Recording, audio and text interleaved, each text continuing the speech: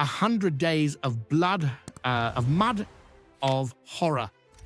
500,000 men dead, wounded, or missing, all for a shattered village that would soon be lost again. This is Passchendaele, a name that echoes with pain. A battle so grim, so futile, it became the symbol of everything wrong with the First World War. Today we revisit the swamp of madness and ask, was Passchendaele the most pointless battle of the Great War, and why is it still burned into history as the war's ultimate nightmare? By mid-1917, World War I was in its fourth brutal year. Millions had already died, and the Western Front was locked in a deadly stalemate. The French army, exhausted and disillusioned, was on the verge of collapse.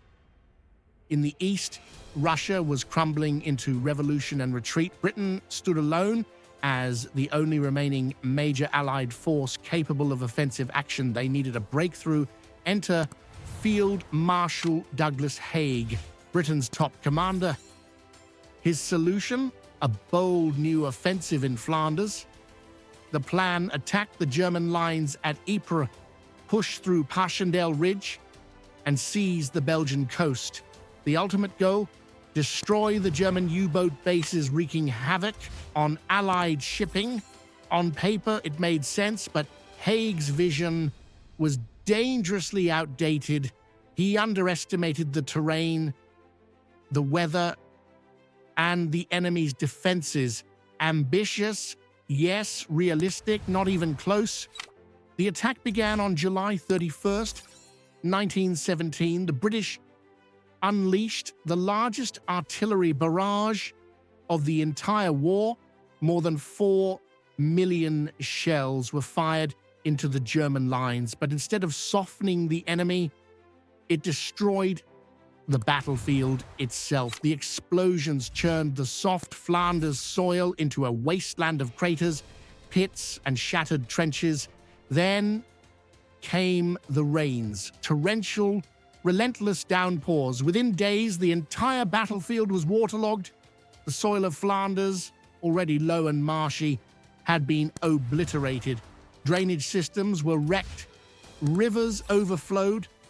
Passchendaele became a sea of mud. Men drowned in shell holes. Horses and wagons vanished beneath the muck. Even the mighty British tanks, symbols of modern war, were no match. They sank into the mire like stones. One soldier wrote, "We are not fighting the Germans, we are fighting the mud." Another recalled, "It was like fighting in a sewer." The enemy was not just the Germans, it was the earth itself. Mud, filth, and death reigned supreme. This was hell, despite the disaster unfolding before him. Field Marshal Haig did not back down. Instead, he doubled down. For 3 long months, Haig launched wave after wave of attacks. The goal: take the ridge, push to the coast. The cost: unimaginable. The Germans held the high ground. Their bunkers, made of reinforced concrete, were nearly bomb-proof. Machine guns waited like scythes. Artillery zeroed in on every advance.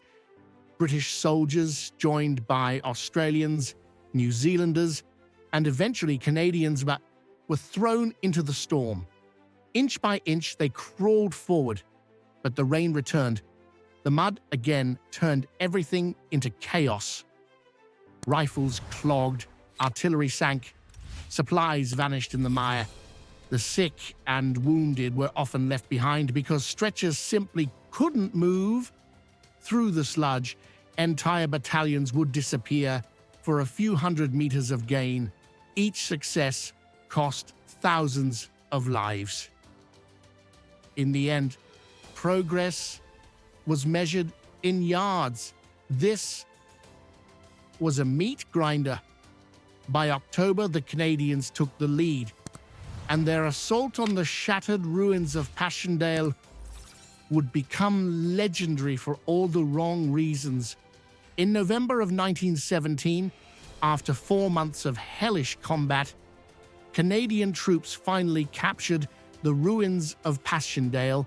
It was a victory, if you can call it that. Over 275,000 British casualties, over 220,000 Germans lost, all for 5 miles of devastated, waterlogged ground, a small, insignificant gain in the grand scope of the war. And 5 months later, the Germans would recapture it. The price? Unimaginable. The suffering and sacrifice felt like a never-ending nightmare for those who fought there. The true cost of Passchendaele wasn't just the lives lost, it was the endless cycle of death, sacrifice, and futility, a war of attrition with no clear end in sight. Field Marshal Haig believed Passchendaele wore down the Germans, that it was a necessary sacrifice for victory, but critics then and now say it was madness. Even British Prime Minister Lloyd George later condemned the battle, calling it one of the greatest disasters of the war. The village had no strategic value. The offensive achieved nothing that couldn't have been done with far less bloodshed, and morale, it was shattered.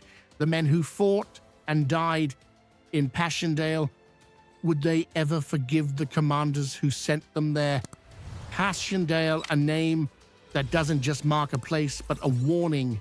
It became a symbol of the wastefulness of war, a monument to men ordered into hell with no hope of return. The poets of the time didn't write about glory, they wrote about mud, death, and senseless suffering. More than a century later, Passchendaele still echoes, not because it changed the course of history, but because it didn't. It remains a lesson in leadership failure, in tactical blindness, and in the unthinkable cost of war. Passchendaele was not the deadliest battle of World War I, but perhaps it was the most pointless, and that's why we must remember it. In a war defined by senseless suffering, Passchendaele stands as a tragic symbol of what happens when strategy, leadership, and humanity fail. If you found this story powerful, consider subscribing for more forgotten history, and let us know in the comments. Was Passchendaele the most pointless battle of the Great War?